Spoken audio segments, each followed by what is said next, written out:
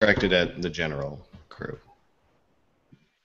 Somewhere, buried deep underground in a top-secret NSA prison monitoring station, You can't a even single look. red light starts flashing.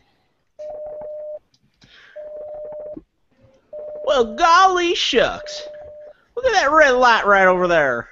In all my years here as a top-secret NSA bunker, spying on good, honest, tax-paying Americans in defiance of their will and the very constitution of this land, I tain't never seen no red light flashing like that. Hey, Earl! Check out this red flashing thing! Why don't you see what it is? Well, gee, Earl, I was just gonna. Just gotta get out the old manual here, look up what this light means. Light 16713. Well, that ain't right. It couldn't be. Hey, Earl! Could you open up your book to page 17 and tell me what it says? Come on now, hurry up. It says Code A! What? Code A! Code A! Code A? Earl, my book is right! It finally happened! We gotta warn the president, Earl! Hit the button!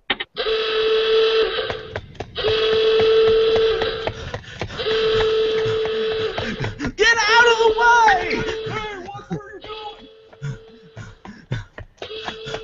Sir! Sir! That's general to you. How dare you burst into my office like this?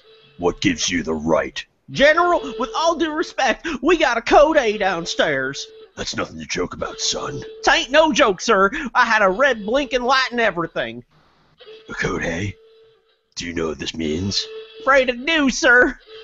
It's PGM's 100th episode. My God, we're already too late.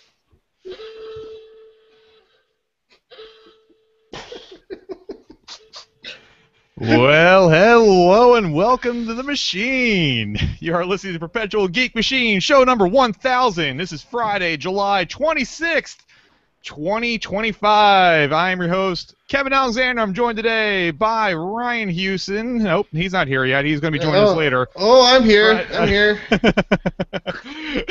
We're off to a stellar start. Mr. Daniel Lloyd, Daniel Zuccarelli, and Fred Earhart. How you guys doing? Doing well. The Very stars good. have moved a lot. Good. It's great. I love that Dan and Fred are here for their 700th episode with us. This is pretty great. I'm glad you guys joined us back in 2013.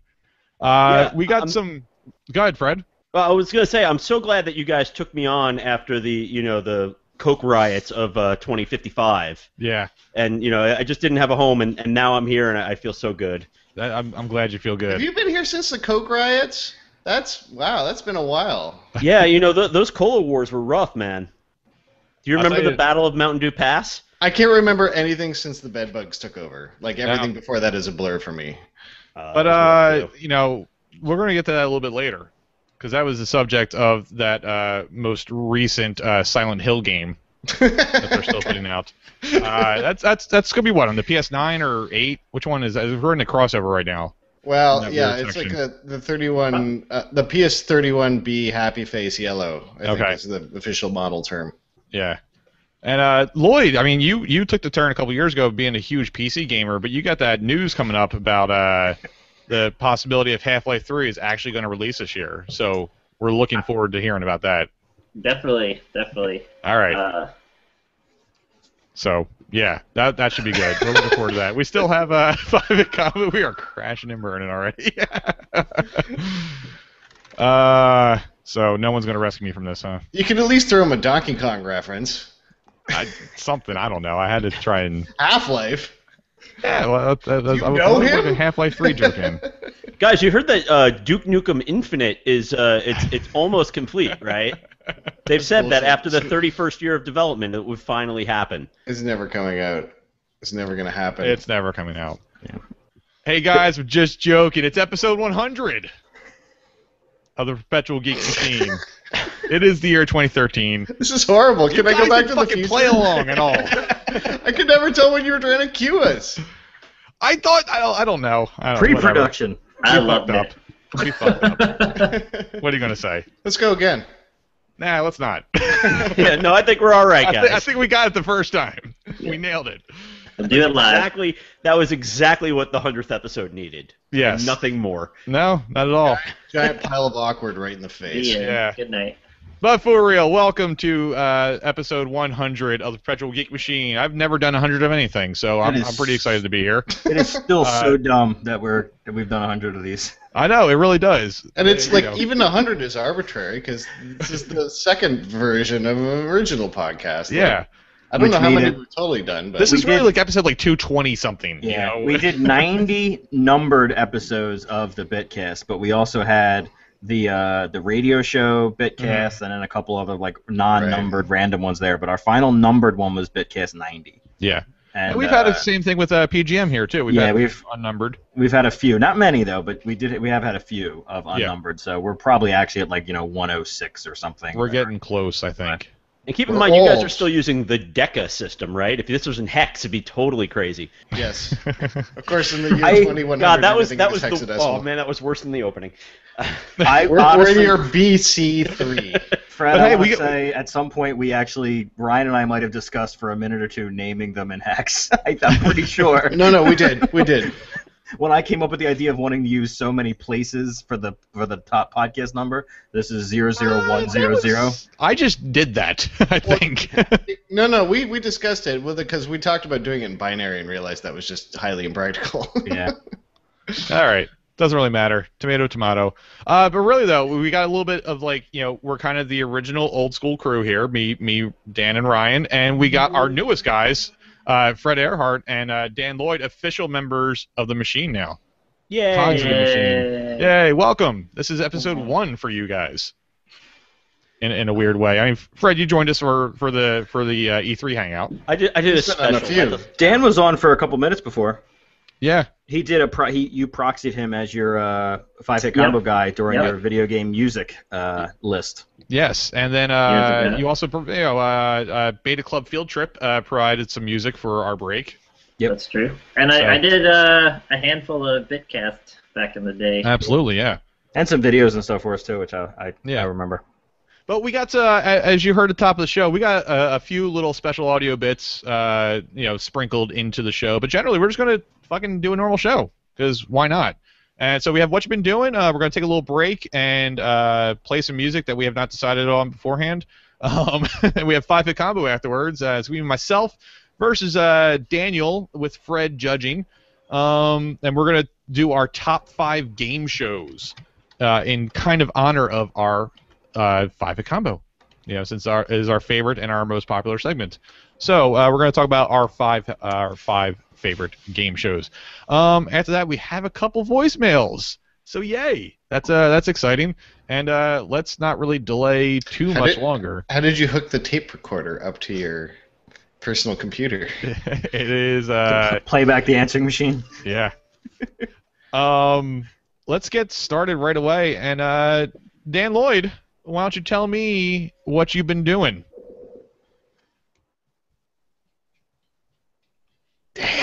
Dan, you're on. Dan, do. Oh, is he frozen? He's frozen. He's frozen to me. Okay. There he goes. Dan Lloyd? Yep. Hey, Dan. Hey, guys. Hey, you froze on me. I just threw it to you, and you froze. Y'all froze on me. Oh, weird. Anyway. Weird how that happens. We are, this is the last PGM. This is it. We're done. We're not doing any more of this shit. It was a good run, guys. Thanks for inviting me. Lloyd, why don't you and Ryan talk about Pacific Rim? Oh, yeah. So the monster movie.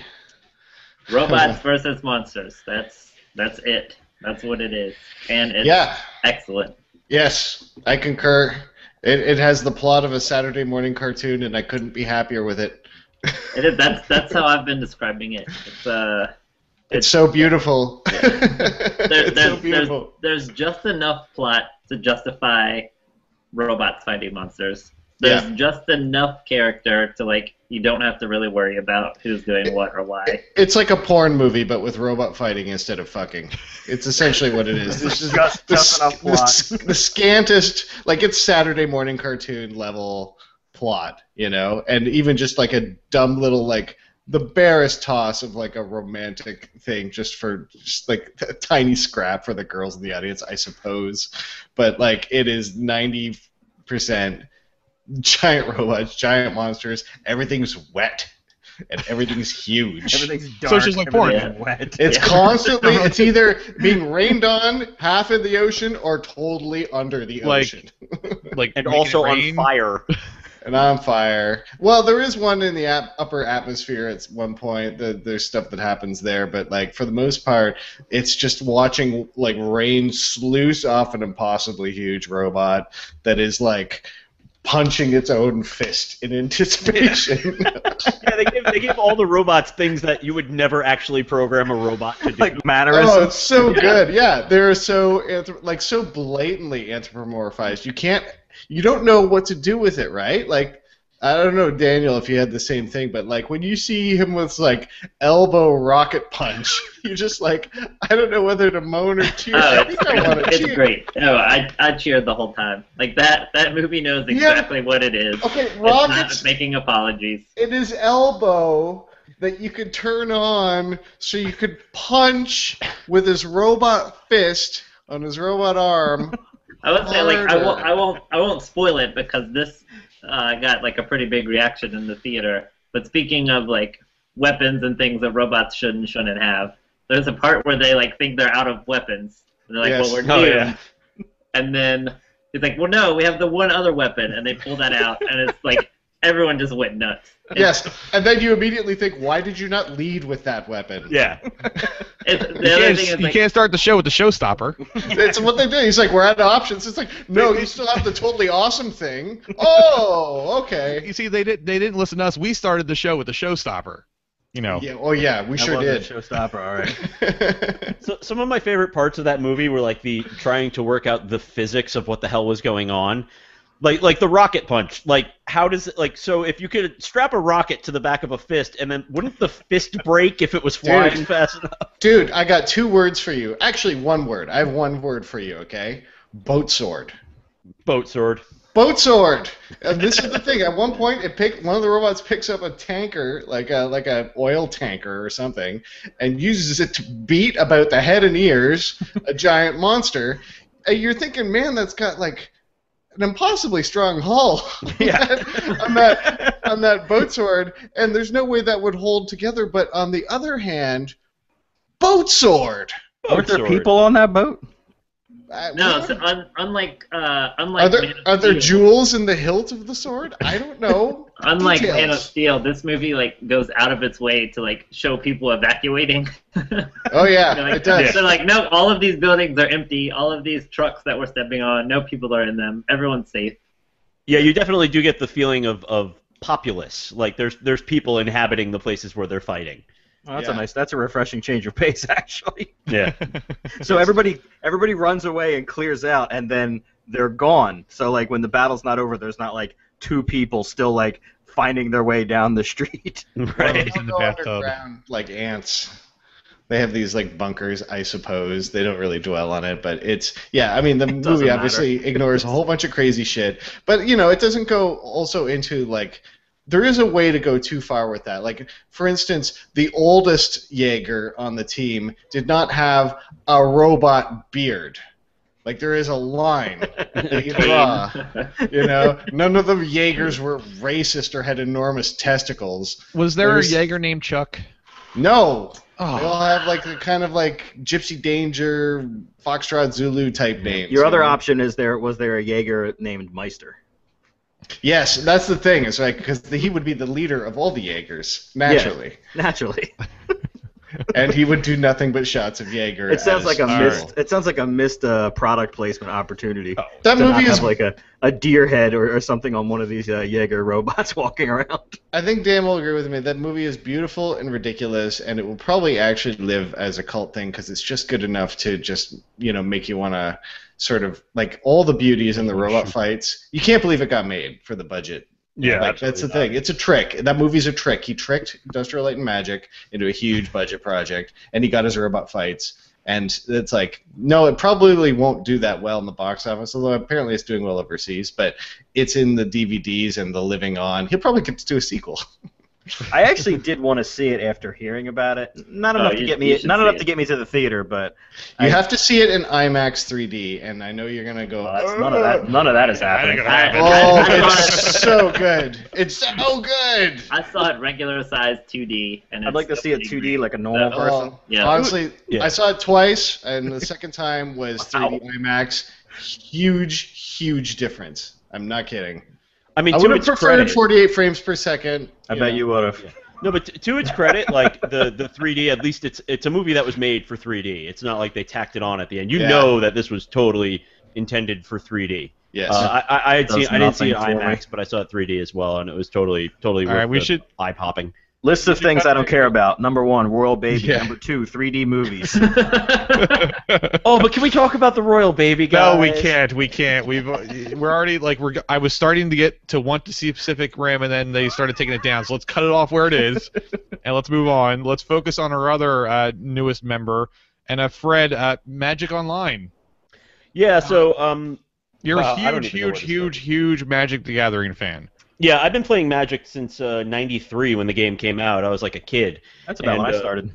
I still play it regularly. I've invested way too much money into it. I'm going to Gen Con in a couple of weeks to play Magic. I spend a lot of money. Wow. Like you're talking about the physical, like the cards. The physical card game. So now that I'm an adult and I have a wife and a job and timing, it's actually really hard to get out and play the physical card game except for special events. So I started playing Magic Online, and I go back and forth with it, and I kind of just have to talk about this because, I know we keep talking, like, we keep calling it Magic Online, but I'd like to call it what it's really called, online gambling. Right. And so here's the thing. I don't know if you guys have ever encountered this, but it's a game that you pay for cards. And yes. And they have real worth.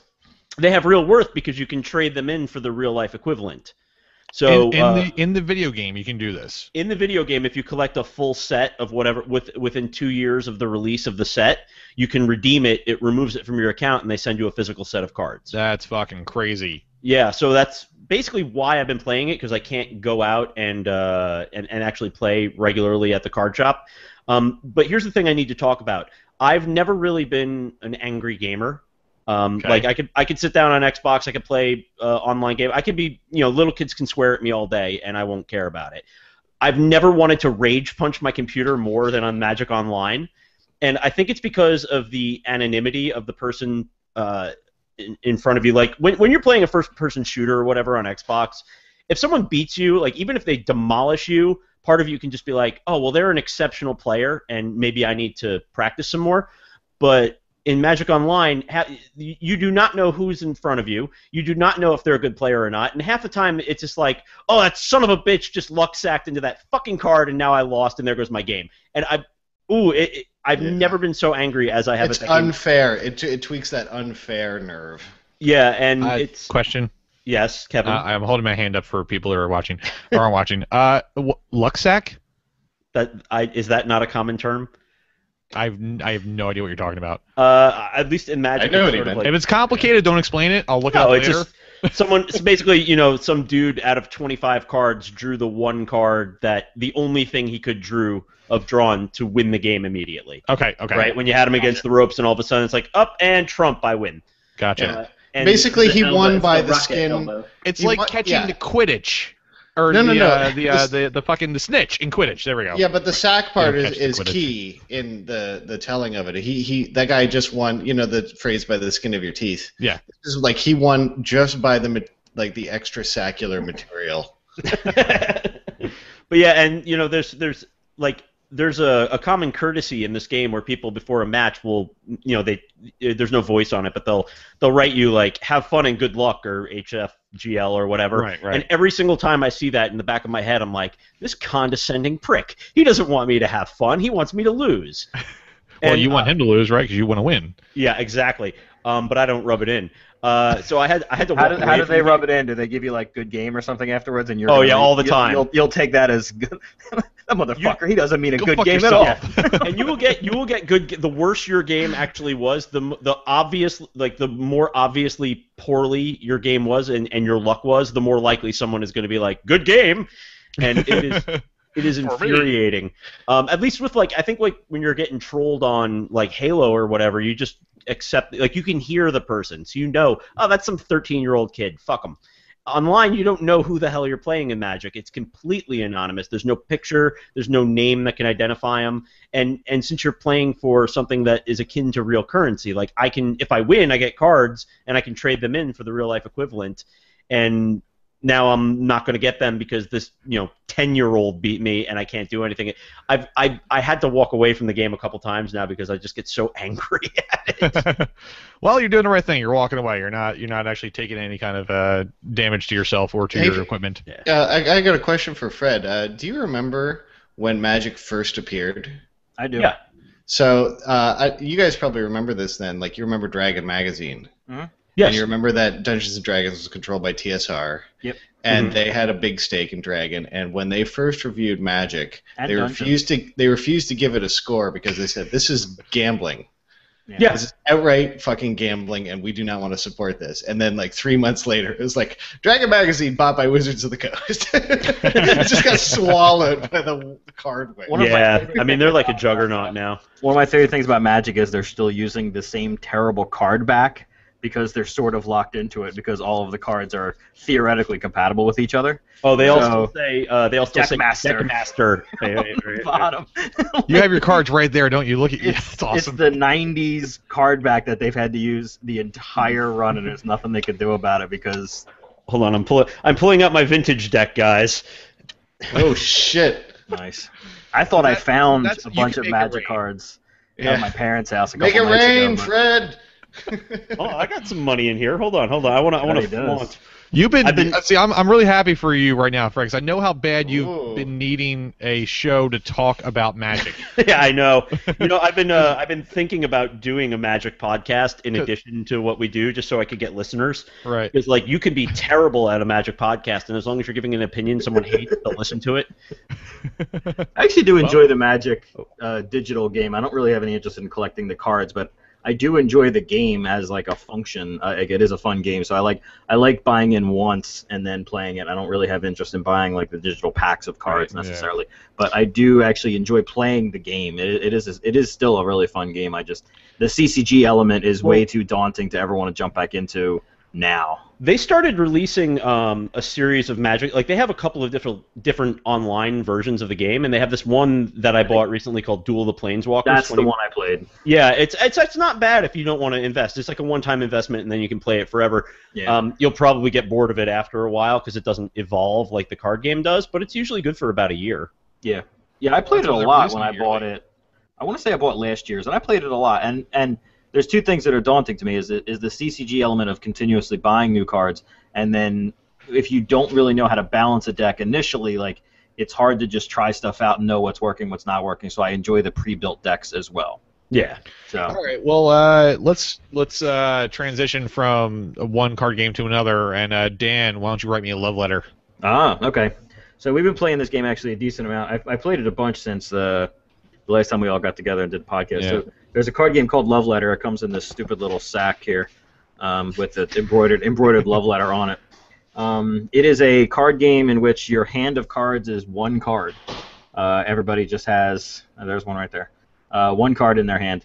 The point of the game is the princess has been locked away in the tower, and you are trying to sneak your love letter to her. And you're doing that by having envoys basically in the castle to deliver that letter. The point of the game is to discover who the roles are that everyone else is playing and expose them to basically eliminate them from the round, but to stop that love letter from getting through and getting yours through instead. So everybody is dealt one card at the beginning, and you are then to keep that role secret. They have different values and different abilities. For instance, the guard is the cheapest one, has a value of 1, but it has the most powerful ability, which is you're able to actually just point at somebody else and call out a role, and if that person has that role, then they're exposed and out for the round. As they get higher and higher up in rank, they actually their abilities get less and less because whoever has the highest number at the end of the round is the winner. So the higher the number, basically, the weaker the ability. So you have one card in your hand. At the beginning of your turn, you draw a second card, and then you have to play one of those cards. You can't pass or do anything else, and you have to take the ability that's printed on the card. Sometimes it lets you compare cards with somebody else, or secretly look at theirs or trade hands or just very minor actions like that. And play goes around the table, players get eliminated, and whoever the last person is standing wins that round. Or if there's multiple people still after all the cards have been drawn, then whoever has the higher number goes. There's 16 cards in the deck, so it's very small. The rounds run super fast. There's a tiny bit of deduction a la Battlestar Galactica or Resistance in that you're trying to figure out what roles people are, but it changes every round, so there's not a long-form version of it. But for instance, like the Princess is one of the cards. It's the most powerful card. It's a value of 8. She doesn't have any ability attached to her, but if at any reason, at any point in the game, you have to discard her, then you're automatically out. So when you get the card, you have the most powerful card, but it's extraordinarily difficult to hang on to it and not get exposed or have to discard it because there's cards that force you to discard your card and things like that. So you're trying to hide your role while you expose each other's. And like I say, Kevin, you really enjoyed it. I loved it. Yeah. Like Adam and I played it a couple of times. I actually played it with my wife and my in-laws, and while they didn't really grasp a lot of the finer aspects to it, they enjoyed it. Everybody I've played it with so far has really liked it. It's such a simple concept, and it's so easy to catch on to, really, that you start to see the strategy after a couple hands, and you have enough time to get back into it. I mean, our game, the 1 or 2 games we played, was very even. It started out like Adam got one, then you did, then I did, then Adam did it, then I did, then you did. So we were all like, it stayed very even, which was nice. Yeah, it's not an incredibly deep game. Like sometimes you just get bad lucked into being, eliminated from a round. Right. But because the rounds last 3-4 minutes at the most, like you're not really sitting out that long, and you could just jump back into it. Like, there's a couple of times where like you'll draw a card, and then somebody has a guard, and they play the guard, and they're allowed to point at you and say one of the roles, and they'll just guess, like dumb guess the one you have, and you're out before you've even taken a turn. Right. Doesn't happen often, but it happens. But again, it's only a couple of minutes, and the game gets you back in so fast.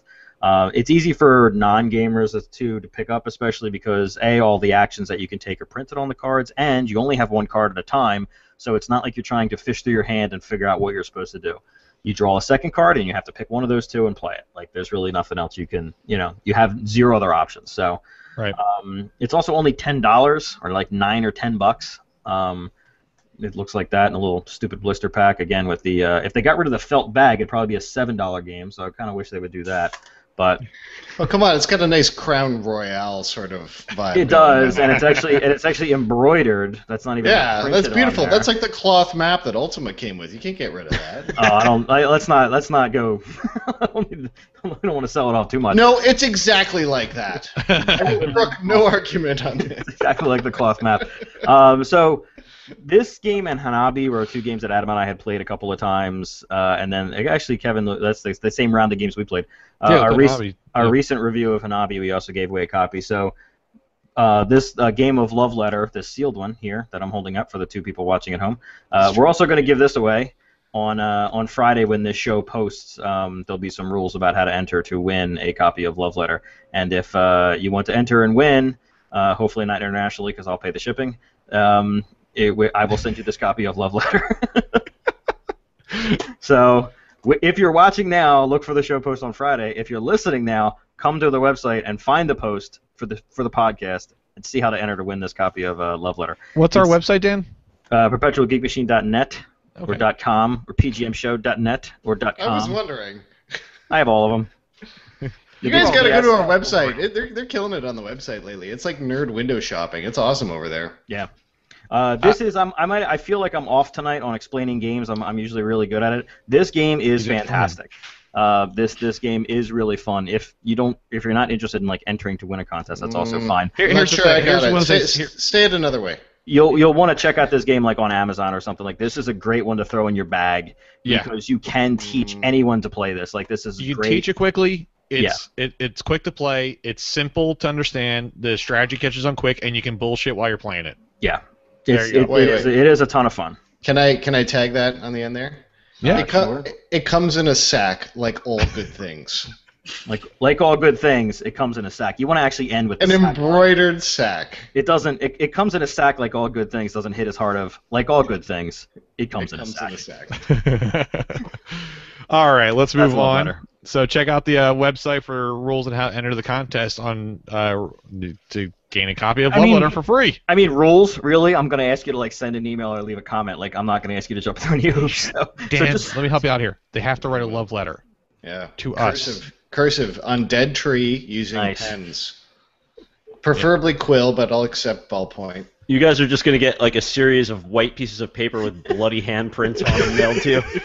Yeah, I'm expecting a shred of like toilet paper or maybe like a half-rolled zigzag with like lipstick. I appreciate the breadth of what Ryan will accept in written. He wants quill, but he'll take that ballpoint. Nothing lipstick between. You gotta state a preference, but lipstick is acceptable as a medium. All right.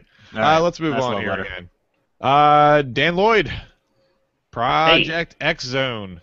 That sounds very Japanese. Hell is Project X Zone? I'm playing this. Super Japanese. You have no idea how Japanese. That's why I said, what the hell is Project X Zone? I'm still asking myself that, and I can attest 20 to this. chapters into it. Yeah. Unfortunately, Project X Zone is basically a strategy, but light on the strategy RPG, and it's the best of Sega, or I don't know about the best of, a lot of Sega characters. A lot of Sega. Combined with a lot of Capcom characters, combined with a lot of Namco Bandai characters. Really? Yeah. This is the most Avengers Japanese game I've played in years. Yeah. It's like Kingdom Hearts. Yeah, that's it. Friends got it too. Wow. So anyone I'm from deep in. characters from Dead Rising to Devil May Cry to Dot Hack to oh my god, my head would explode. I can't so many RPGs that I've never heard of. It's so ridiculous. Mega Man. Yeah, and it doesn't even make sense like 2 minutes in. Like it's already totally off the rails. Like it's in the prologue. I have no idea what's going on. Oh, I've gotten to the point where I just really like to skip through that story and those cutscenes. Because it's the X Zone. Anything goes in the X Zone. Pretty much. But every level is the same. It's like here's 2 characters from World A are in somewhere else, and they're like, "How did we get here?" 2 other characters from World B show up, and they're like, "I don't know. We were doing something else, and now we're here too. Uh-oh, monsters are here. Let's fight." And then you fight. And then the same thing happens over and over. I see. Yeah, the game is almost entirely unintelligible. Like, first of all, Project X continuity is really what you're saying. Well, first of all, let's back up. I had to find this out. It's actually Project Cross Zone. It's like the Cross Media Bar on Tekken Cross Street Fighter. Cross. Yeah. The storyline is like it looks like they knew they were going too far, they went too far, and then they went too far enough again. Yes. Like it crossed the precipice. So it's the correct choice. Yeah. Every chapter in the game. First of all, I'm like 20 hours in. I don't even feel like I've dented the thing. Like some of the battles start taking like 4 or 5 hours later on, and their idea of making a battle harder is just putting more enemies on it, right? It's a portable game. It's a 3DS game. The battles themselves aren't, like I said, like it's not necessarily strategic. Your team is on a grid, and when you get next to an enemy and choose to attack him, basically you press A to attack. If you hold a D-pad direction and press A, you do a different attack. And sort of the only strategy or skill involved in that is like basically timing when to press those attacks to sort of juggle that person in the air. But that's it. There's not a lot of items and. I mean, there's a bit because if you have guys adjacent to you, can pull them in as like a support attack while you're attacking. So the way you move guys around, but this is no XCOM we're talking about. Like it's the very very light version of a strategy game. You can tell it's light because I am not like an RPG guy. Like on paper, I should not like this game at all. But it almost sounds like a Plants vs. Zombies sort of just like maybe just the way it's weighted. Like it's not to say that it's bad, but it clearly puts its weight in a particular direction. Yeah. Right? But here's the thing, Ryan, and this is the part like I think you would actually appreciate.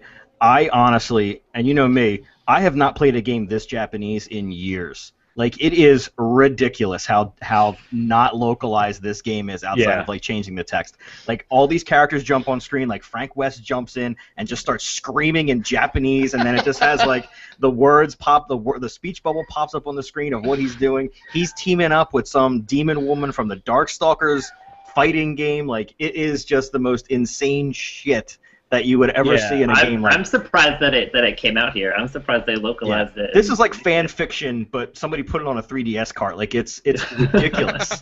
Yeah, and what's even more taxing about this is a lot of the characters in the game never were released in American games. Yeah. Okay, this will only play on the Hangout, but guys, did it look like this? Yeah, pretty much. Pretty much. That's like Project X Zone, sure. That's Japan. That's, by the way, a real video frame grab of a show. Yeah, that sounds right. That sounds Just had to right. put that up. God, I want to go to Japan. What did you Look at Google that! to find that? Look at that! You'd probably just Google What the Japan. hell? Well, I think Yeah, you guys you- found your you show can- image for the episode. You can build up like a special attack, and you press Y to launch that. And when you press Y, it looks like that picture. Yeah, It's like just, shit just the goes sprites, ridiculous. the sprites get really So- big. Press, There's just press lasers X to Jason, everywhere. but press Y to Japan. There's just The been there Super has Jason, not been a game like this in forever. The boobs are way too big, the clothes are way too small. Like, it's How are the just so physics? Tell me about utterly. the physics. There's not really any animation. In it. Ah, You had my attention. Now you have my interests. It's just so crazily Japanese. Like, it really is. It reminds me, like, this game is like a Dreamcast game. Like, that's how Japanese, like, goofy. like a And there's a. Dreamcast characters in it. Is it like Seaman? Is Seaman in it? Yeah, I'm Leonard actually. Nimoy as a fish? I'm currently Wouldn't in be the process of acquiring a copy of Seaman. I might be doing some video of that Oh soon. shit! Hell yeah. This The game, game is so weird. yeah, it's just so weird. Siri It really Siri came from Seaman. I'm convinced. Yeah.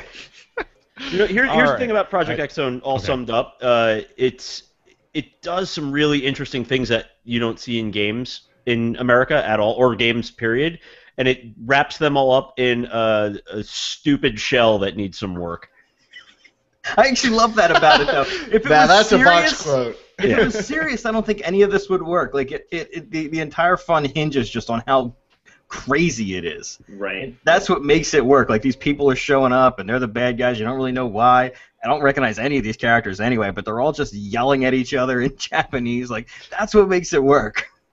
All right. So it's Japanese. It's Japan on a 3DS card. Yeah, essentially. All right, cool. Yep. All right. It's great. It is actually a lot of fun. It is a fun game, though. I will say it is fun. It's just All right. light strategy. Ryan actually had a good analogy of, like, it's the Plants vs. Zombies version of Tower Defense. Like, it's, palatable. Yeah. Gotcha. All right, Fred, I'm going to pass it over to you because you have something very current and relevant to talk about. BioShock Infinite. I don't know how current it is. I feel like I'm late to the party. Fred, Oh, I'm you are, going to let you. I'm going to let you actually. continue. But Dan Lloyd, how's that Taylor Swift concert? It was incredible. It was unreal. So many people, so many fireworks, so much yelling. I thought fireworks were a Katy Perry thing. Well, she has a song about fireworks. that's an America thing. As of the stage was transforming. What's wrong with fireworks? People were going into the air and spinning around. It was unreal. That was at the Giant Stadium, right? MetLife Stadium. Yep. That's a lot of people. That's like 70-some thousand people, isn't it? Yeah, it was insane. Yeah, it was. Yeah. I would legitimately be afraid. I'd be afraid of a concert like that. I don't think I'd have the balls. Yeah, you should have come down to Philly. She played the Link, where your beloved Eagles play. I know. I had thought about it if Your New York didn't work out, but Are we in the future again? What is going on? Yeah, that's the other thing. That's the other thing. Dan Lloyd, huge Eagles fan. Yeah, there's Oh such man, a I fucking weird- hate the Eagles, man. I've just had a really bad day. I've had a long day. I just fucking hate the Eagles. Every time he tweets about the Eagles, I forget and think his Twitter account got hacked for some reason. I I don't. Eagles virus. It's like the year of Luigi tweets for like 6 hours, and then like something about like the Eagles, and I'm like, that's not right. Like, there's something wrong there. I'm not a real person. Come on, D-Jack. How can you drop that ball? All right. Seriously, though, Fred, BioShock Infinite. Yeah, so What do you possibly have to say about this game?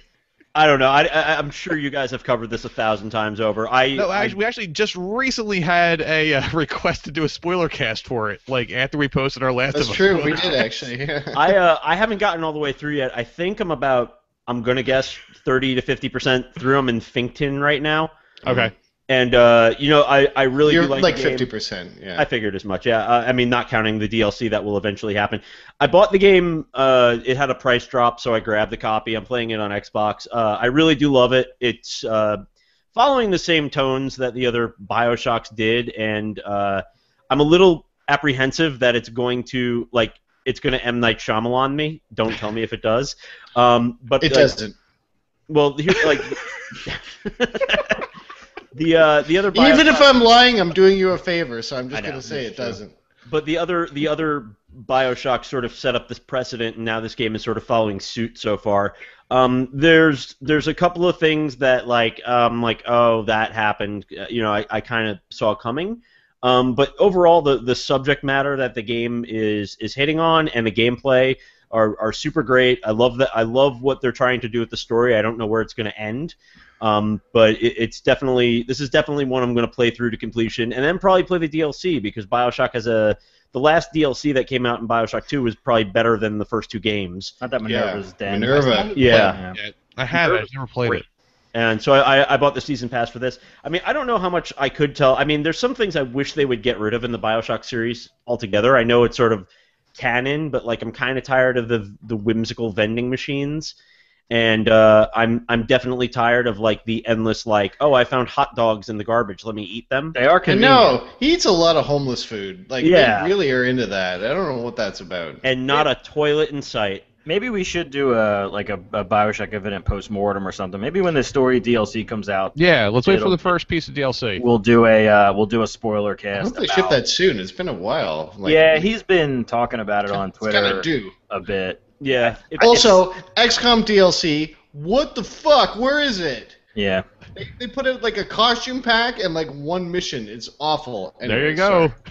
I actually get the impression with the BioShock DLC that they're taking some of the criticisms to heart, maybe, and trying to do something a little bit more than just walk through areas, shoot dudes. That'd be cool. Thing. Yeah. So I kind of hope that maybe they're retooling their plan a bit to do something a little more. I felt like they dropped tangible. the ball on the tonics explanation. That was my big early complaint on BioShock Infinite. It was the original. Well, of course, BioShock, there's tonics in it. I know, but the original BioShock took great pains to explain that and do the world building around it. And this one is just oh, by the way, some of these guys can throw fire. It's cool. Oh yeah, and you understand later on, but they do not help you out at all at the beginning of that game. Yeah, they just kill dudes. They're just selling a fireball thing at a carnival. Yeah. You can't just buy that. They can't. And there's no reaction or incredulity or anything. Right, and it also begs the question, if you can just buy this thing, why don't all these well-to-do people just have these powers? Yeah. So because I kind of thought they did when that happened. I was oh shit, all these people have this stuff. This is a problem.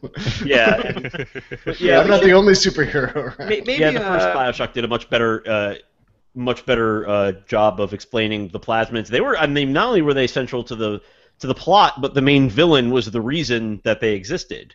Yeah, the splicers, the sea slug and the splicer stuff was great. It was their downfall. Whereas in this, it was a trite happenstance. Where you're wow, this is going on besides all the other crazy races, blah blah blah shit going on.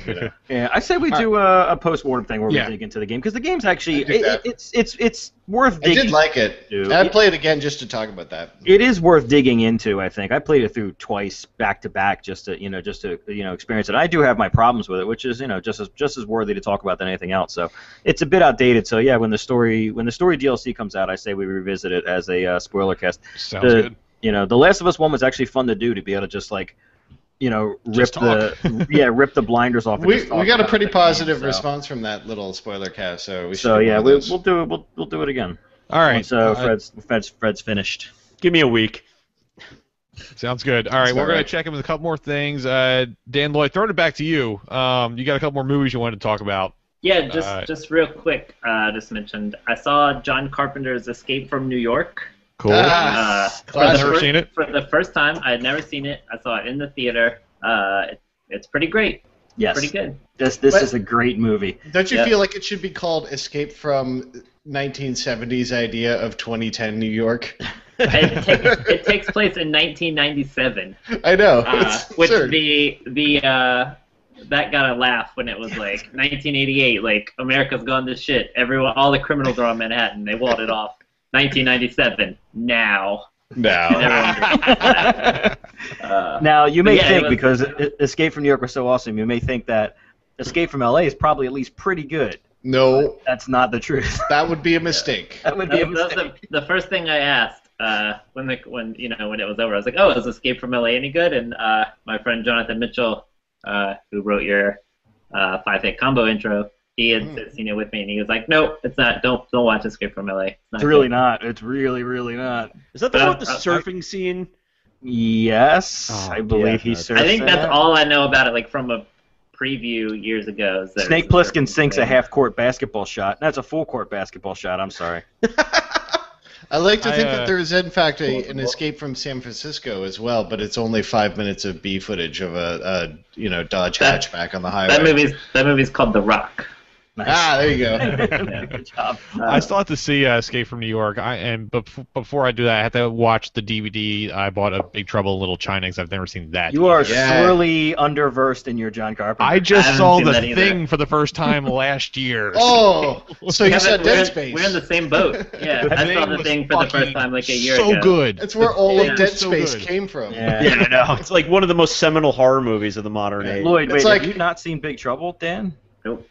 Oh, Oh, we gotta dude, get on we that. should get together to watch Big Trouble together. Okay. You understand? You'll be like, oh, that's what the deal is with riding in the rain hat and the lightning and all that. Yeah. I get it now. There was a time John Carpenter was like the man, and it was The Thing, Big Mhm. Trouble, and Escape from New York were the movies that made him like the man. Yeah. He had like a half Come a on, dozen man. for sure. Yeah. He Yeah. had a bunch. You know, I heard. New I don't York's know if great, it's though. I'm true or glad you not. saw it. I think he recorded the soundtracks himself to a lot of He those does. movies. Yes, he did. Yeah. The early Yep. stuff for sure. Yeah. All right, Dan, you got another movie. So the one other one, have any of you guys heard of Miami Connection? Yep. It I haven't watched it yet, is. though. It is my So I saw it for the first time about 2 or 3 weeks ago. I've watched it about 5 or 6 times since. I bought the Blu-ray. I am obsessed with this movie. What is this? I've never. Miami heard of it. Connection was. You don't know was this? Made, Oh. No. was made by some dudes in Florida. It's incredible. In like 86, 87. Oh, say no more. Made this Yeah. movie. I'm you know, in. It never went anywhere. End of story. Alamo Drafthouse actually, I guess, will just buy random films off of eBay and show in their theater. This was one of them, and was like such a hit that they were like, "All right, we're gonna clean it up. We'll re-release it. We'll put it out." Oh, really? Uh, they remastered Miami So Connection? it's the first. It's the first like Drafthouse films that Wow. they put out. I had plans to see it in the theater back in September. It was in New York for like one weekend. That was the weekend of Hurricane Sandy, and I couldn't go see it. But finally saw it. It's incredible. It is about a gang of bikers who are also ninjas, who Yes. are also drug dealers, Yes. who are, corrupting Central Florida. Movie does not take place in Miami. No, it's in Korea. It takes place in Orlando. And the only people that can stop them is a multicultural synth rock band who are also taekwondo experts. Not taekwondo. Taekwondo. It's on Netflix. I'm pretty sure it's on Netflix. You guys would love it. It's in the vein of Ricky O or Oh. Yes. Birdemic. Like it's competent, but just so silly and cheesy that you can't help but love it. There's a I just whole wanna- story about how it got made. Like, this guy burned every friend he had and maxed out every credit card he owned and mortgaged his house to make this thing. That is too often the story, man. Yeah, it's true. Is this the next The Room or Birdemic or whatever? Like It I like already that we has just been, used yeah. Birdemic and competent. In the No, same no, no. sentence. It's Yeah, not but- Birdemic. It's now better than Sharknado. Birdemic. Yeah. It's I no was Sharknado. gonna correct you. There is not a single frame of Birdemic that is competent in anything. I've had Birdemic 2 on my computer for a while, and I haven't watched it yet. I'd see. Oh, you he's don't know too- you're he's too missing. into the joke. I love the first one, but I haven't seen number 2. The first one actually just made me straight angry. It wasn't even entertaining. I was just mad. It's just a red cape in front of you. You're just like, anger. Yeah. All right. Well, I definitely I have to check out. I got one. I Connection do have very one soon. question about this though, Dan. First, was it made to be intentionally cheesy, or are they? Oh like, no in no on no! it It was too? it was made. No. That's Okay. what's so great about it. That guy was Things- for real. Things like that are you can That tell. helps. This That is helps. this is earnest. Yeah. Okay. The dudes were just making it because the guy that made it believed that he was onto Yeah. something and he had a story to tell. And like, It's kind of the opposite of the room where the dude made it in earnest and then he tried to act like he was in on the joke later on after it started getting popular. I might as well do the same thing. I mean, fuck. I mean, start cashing those checks. Like, yeah, sure, I meant it to be ridiculous. This sounds like something that we might want to. We should get together and do a riff tracks of. Maybe. Yeah. It's phenomenal. I can't recommend it enough. Does Xbox Live still do that whole like group together and watch a Netflix thing? I don't think so. I was just laughing about that with a friend of mine like last night. we should see what it still does. Well, that's one way to find out. Yeah, there is one way to find out. What's that Netflix? What's that Netflix guy? The you don't know Jack thing. Max. The Netflix. Yeah, maybe Max will let us do it. That thing's weird, man. But you have to watch it with Max. He riffs on it.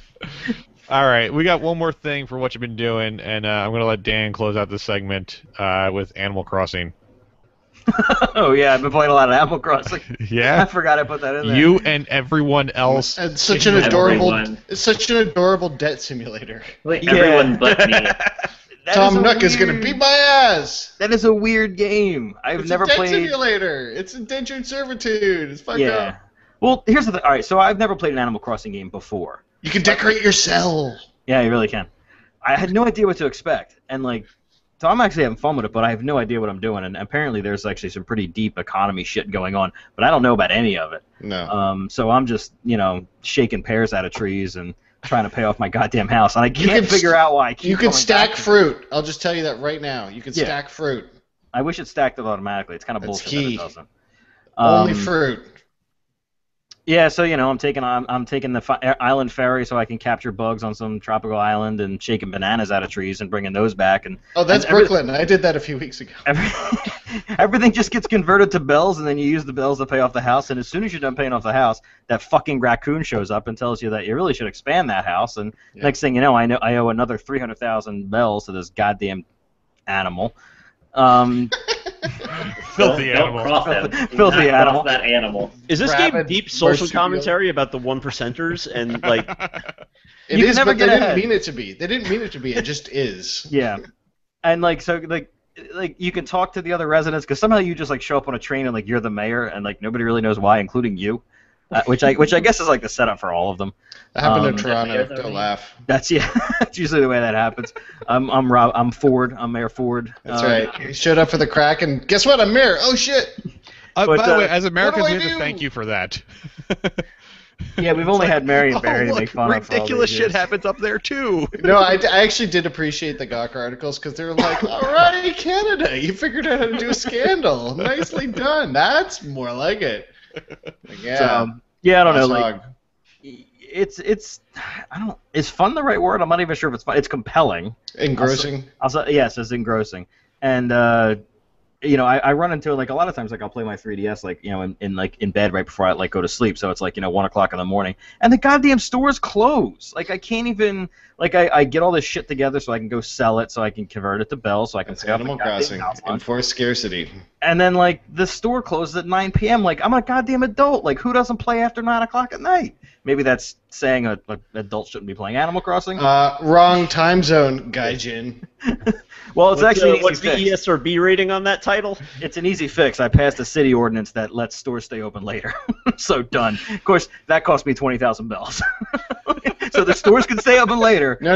Express it in minutes of your life lost. I'm not even thinking about that. Well, they're not minutes lost because I have DS played will tell you. Yeah, I have played it at work some, so I don't know if they'd be minutes lost. Yeah, no, they're well spent. You do have to check the turnip prices a couple times a day to make sure you're getting the best return on your turnip investment. Do you? Yes, you actually do. If you buy them at 108 bells, I got to make sure that I'm making a good per turnip profit. Are you sure? It's a waste of time. I don't think you need so here's the thing, right? So turnips, because they turn a profit with them, that's why they're called turnips. In the game, they actually tell you that. They're only available to buy for a few hours on Sunday morning. So you buy these turnips, you load up on them, and then you got to wait for the right time to sell them when they're being bought at a good profit margin, so you can make enough money. This is a Nintendo game. How is this a Nintendo game? Isn't there a you absolutely do. What is that Cheat Master thing you plug into the back cartridge port? No, here's the thing. They actually explain it to you when you buy the turnips that they are sensitive to like time dilation or something. So like if you fuck with the internal clock of it, it knows, because the turnips only last for a week, and if you don't hawk them by next Sunday, they all just go bad. You let a turnip sprite tell you how to live your life? Yeah. Basically, right now, that's essentially what I'm doing. When I'm not playing Animal Crossing, I'm playing Project X Zone. So either way, there's crazy shit coming out of my 3DS right now. Yeah, I actually like Animal Crossing. I do. I think it's actually hilarious, but it's so random. And it's so. What actually amazes me is like when you street pass with people, and you can go into their houses and see their houses. And mine has like the most random shit in it. Like it's just like there's a question block over there and like a metal locker in the corner, so I can keep like more inventory stuff. A hammock. Like I don't even know what I'm doing. And then like I walk into somebody else's house, and it's like 4 fucking flights with like a basement, and like there's a toilet in the corner, and there's a little wall around it. Like, but you can't use any of this stuff. It's all just decoration. Like, some people spend way too much time playing this game, and like you can't even use any of this stuff. Like, you just put it in the room, and then it just like animates, and that's it. Like, it doesn't do. You can't interact or do anything with it. So is this? And maybe I'm a little out of left field here, but I'm not gonna have an answer for you. But go ahead. Are you just playing Dope Wars with another name? Is that what this is? It's exactly what it is. Like, I can't remember the other BBPS game where you're buying you were like a space shuttle, and you would buy crap on one planet and fly it to another planet. Which was essentially Dope Wars with like a different name. That. Can I add something real quick here? Yeah. I fucking invented Dope Wars. Yeah. I rewrote Lemonade Stand on the Commodore 64 into like a marijuana trading program. I altered the ASCII art by hand. I rewrote all the subroutines and all the fucking string queries and stuff, and I almost got expelled for it, and I'm really annoyed by that. Dope Wars, the new leaf. The guy was awesome. He was like leaning on his little lemonade stand, and he had shades and curly hair, and I had done it all with like an ampersand and all the weird Commodore 64. So yeah, I tweet about Animal Crossing, and then people like respond to it like, "Oh, if you need different fruit, let me know." And I just tweet back, I'm like, "I don't know what that means." Don't talk to me. Thank you, but I don't know what. Don't touch me. Understand what that means. Don't come near my family. Need is a strong word. Yeah, well, I don't know. I guess like. So like the pears are worth like you get a random fruit as like your town's fruit, and they're all worth like 100 bells. But the foreign fruits, which are like fruits that people send you, they're worth like 1,000. So people send you the fruits. You can either sell the fruits, or what you really want to do is bury the fucking fruit. That way the tree grows, and more of the fruits of that will sprout, and then you could sell some of those and then plant more of those. Now you're making 1,000 bells a piece of fruit instead of just 100, and now you're in business. And then you take a left at the troll and find the sword of Xandor, and then you take that sword to the wizard, and he gives you. That's all. I have a responsibility. I have a responsibility here as host to cut this off. Yes, you have responsibility as a human to cut this off. Yeah. I never claimed that would be informative, but it was funny. You just got to play it until you get the "To What End" trophy. I think I asked that initially when I took my first home loan out. Like, what am I doing? What for? Do I need a larger? I don't understand. Like, signed over to Tom Nook. Yeah, I don't want anything to do with this game. That sounds and fun this is all. from Mr. fucking Nintendo. Yeah. I was just honestly, I was curious to try because I'd never played an Animal Crossing game, and the people that play. So I sunk 200 hours into it already. Yeah, I've sunk hours into worse. But every Nintendo honest, podcast like, I listen to, like even a month later, it's still like Animal Crossing, Animal Crossing, Animal Crossing. It's Tiny Tower. It's that obsessive, it really is, yeah. Weird thing where you let time pass and you apply maintenance, and somehow that gives you that little just poke on the fucking hormone button, or like whatever you're getting out of that. It's the same thing that taps into picking up a new tier gear piece in World of Warcraft, or building another level in Tiny Tower, or like, I mean, it is like it just pokes the same exact nerve center, and you play it for 10 minutes, and then it's like, save and quit, shut it down, play something else. It's strange, and like I would never play another one of these games. Like, this is like, I'm one and done with these for sure, because I imagine every Animal Crossing game is exactly the same. They have been every one. Yeah, but I'm glad I at least played one, because I was more curious about the psyche behind the game, because I honestly had no idea what it was. So like, that's what it is. You're paying a goddamn raccoon in a sweater vest hundreds of thousands of bells for a house. You have now crossed the animals. Yeah.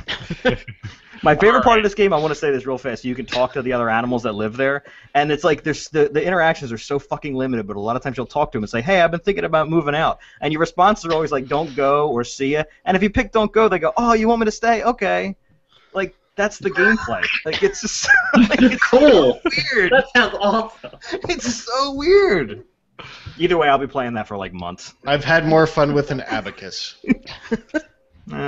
You are Canadian, so I guess that's... Those beads are my friends. They don't want me to go. Fair enough. All right. We're going to take a break. Yeah. But before we do, I would like to send out a very hearty congratulations to our very own Richard Coonley, who he and his wife welcomed a beautiful baby boy into their lives last week. You made another one. Yay. Yeah, not since the last time I told you he had a kid. Way to multiply. No, so everybody is doing very well, and we won't be hearing from Rich for a little while. So I tried to take his place today. I wrote a movie review, so go check that out at perpetualgeekmachine.net. But we're going to take a break, and we'll be back on the other side with 5-hit combo and no more Animal Crossing. Yay. All right. I'm going to should take a break. You We'll know, be right back, Hangout viewers. I have a method of spreading my genetic code everywhere as well, but it's completely different. If Joanne wants to stick her head in now, she can. I see her poking in for a second. Where's my wife? Oh, where is she? Yeah. We like Joe, I met her in real life. Don't bring your Muppet. She was doing the quick lean. I'm requesting a Muppet. I'm responsible for the Muppet. Bring your Muppet. I told them about it, and Nice. Joanne's eyes got all big, and Ryan was like, oh, now I have to go buy one, don't I? Oh, sorry. He's not listening to you. He doesn't have ears in. That sounds expensive. I wish I had my wife's I was like, Muppet oh, Muppet did you do now. that Muppet thing where you can build your own Muppet? And she was like, what? And of course, like the next day, like in the morning. Oh, there she is. She has her own Muppet. Where's that? Hey, it's Turnpike. Oh, you got the leather jacket? Jersey Turnpike. What's that? Jersey Turnpike. Jersey Turnpike. The dirty You're Jersey not on Turnpike. camera. You don't hear it. I'm getting a drink. You vamp. Oh, stop. What? So Turnpike's Japanese then. I Huh? wasn't prepared for this, man. I was out fixing my bike. What kind of bike you got there, I'm all Turnpike? on TV. We have to get Rich back on with his Muppet because he has one as well. I gotta Yeah, get he my does. wife's. My wife has Workshop. one. All right. Jesus, everybody's got a fucking See, Muppet. Dan, you and I, we're the ones we got to get Muppets. Then we can do the whole podcast as Muppets. How do I not own a Muppet? That would be awesome. Yeah, we should. Wait, really- is Rich's Muppet like? It looks like him. Does he yeah, have a human Muppet now? Oh, he has a Yes. human Muppet now. Yeah, he has. Yeah. You try to stick your hand up it and it just cries. It's a lot more expensive. Yeah, it's a little Oh dear. My sister just had a baby. Congratulations to your sister. Yeah, my brand new uncle. Congratulations. Hey, Dan, All right, I gotta go take a break. I exist. Yep. I was telling them it's my fault. Yeah, I'll be right back. High five. Yeah. Ryan was telling us about it the last show, and like I really need to get my ass to New York and build a fucking Muppet now. You can do it online. You can do it. They have like a little flash thing where you can design it. Like all the parts you can choose from are on the website. Nice. You can play around with it. You kind of have to make it look like you, though, right? I feel like if I make a Muppet, it's got to like. It's hard. Yeah. I don't really have any defining characteristics either. Yeah, because I totally look like the person who built me. Don't I? Yeah, I can see it. The jacket sells it. Maybe the jacket. Profile? We're like 3 All right. months away from doing an entire Alcoholic podcast music. as Muppets. All right, Ryan's back. I gotta get back to my bike, man. I gotta oil some things. Your e-bike. Did the other e-bikers appreciate the leather jacket? Well, it's a little